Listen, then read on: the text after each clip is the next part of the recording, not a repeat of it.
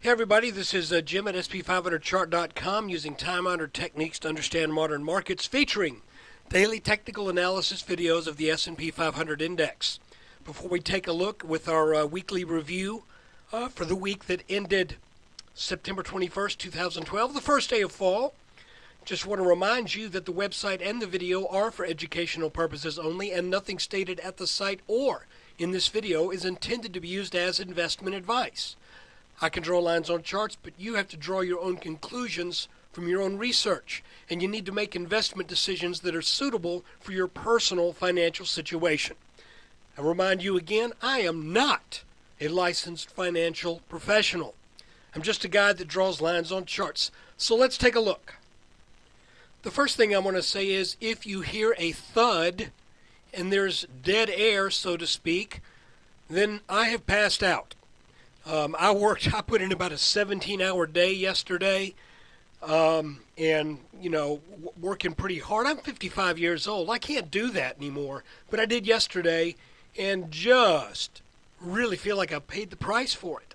But anyway, let's take a look at the S&P 500, starting with the 10-minute chart. And I want to remind you that we came into the week, this is the weekly review part. It's going to be very, very simple. We came into the week with the trading on late Thursday and Friday the 14th getting up over a rising resistance line in a rising channel. And I made mention in last week's weekly review, when you take out a rising channel resistance line, you just can't count on it to provide support when the market comes back for the typical back test of that line. It just doesn't work with a rising line the same way it works with a descending line. Now, so that's what happened. We came into the week on Monday armed with the information that the market could very well get back underneath this green line, and lo and behold, it sure did. We then had a couple of rising support line candidates, if you will, and I forget when it was. I think it was probably, it was after Wednesday. I had made a slight adjustment from this line. Come on, come to daddy. From this line to this line. And you might say, well, Jim, why did you make that small adjustment? I mean, that's not a big adjustment. Well, the reason was when we saw the trading on Wednesday the 19th, you could see that it was following this line up. And when it finally got underneath the line, it put in a pretty decent little red candle at the end of the day. And I mentioned that that might be a chink in the armor. And the market did follow through on the 20th with more weakness. Now, the call I really just missed was I thought we were going to be getting a rising bear wedge. We did not. Instead, the S&P got back over this little very short-term resistance line and ended the day on Friday with a back test of this line. Now, you might say, well, is this going to stay above this line? Well, if we're going to be true to what we said a week ago, that when you take out a rising resistance line, you can't count on the back test holding. I think we need to look at this and say, but this was a descending line, so frankly, I kind of expect a bounce. But the problem here with the market is the fact that this is a very short-term line that could produce a bounce, and this is a long-term line that should produce resistance. So this line should get the better of this one. This one has been around for longer. It should be more meaningful, and it should exert more influence. So what it looks like to me is that the market will likely be, and you can see this is almost kind of a stupid comment, but sometimes the charts just don't show you as much as you would like to see. Resistance, support. You can see these lines are diverging at a pretty good clip. So, we're kind of back to the same old thing where we're looking at our little cluster of expected resistance in the low 1450s and support in the low 1450s and resistance up here, which now would be in the high 1460s, low 1470s. So, frankly, I mean, it was no big deal this week. It just the market looked like it got ahead of itself on the QE3 news and then gave up a fair chunk of that original rally that took it over this rising resistance line.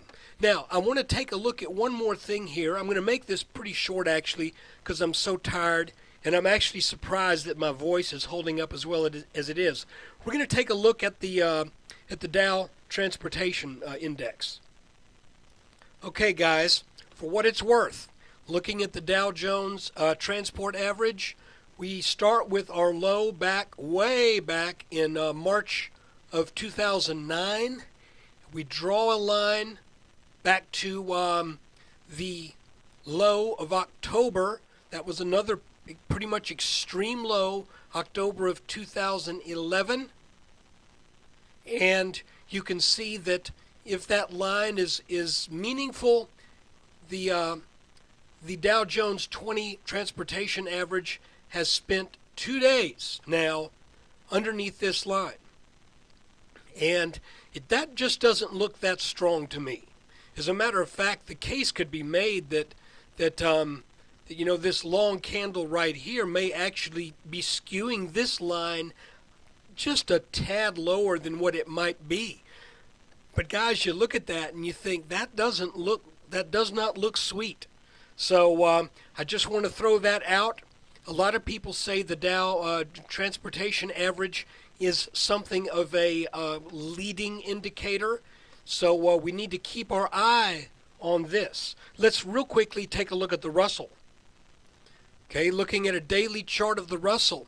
We looked at this about a week or so ago and noticed this, what looks like a really huge inverted head and shoulders pattern. We got a smaller head and shoulders pattern over here. We are over both of those necklines. The problem is, now my voice starts to go. The problem is that the Russell came up to the high that was set in late April of 2011, and that is exactly where it started encountering a fair amount of resistance. So I would say at this point, you can try to find a channel here. It's kind of hard to really. Maybe it's there, and a parallel line up there. So we made that nice move up, but now it looks like the Russell looks like it wants to come back, and we'll just have to wait and see what happens on this. I want to mention again, if you look at the same, hold on, two-day chart. If you look at the same line that we just looked at on the Dow 20 Transportation Average, the Russell is way above that line. Okay? The Dow 20 is underneath it. So it's very interesting to see this divergence in technical indicators. You know, a person could say they would expect the Russell to come back maybe to the 830s, 825, something like that, and then bounce and then take out this line and head for new highs. And that's possible. But I would say I would not be that interested in the Russell as an indicator of bullishness until it can take out that high that we tried to do just when was that? Well, just a couple weeks ago. So I would say I would wait really until a move over 900. Because if this is an inverted head and shoulders pattern, a move over 900 would really telegraph, I think, that the Russell is ready to move up and out of this range and set some new highs. So guys, there you have it. That is our look at what took place last week. And again, it looks like it's much ado about nothing, just kind of going sideways.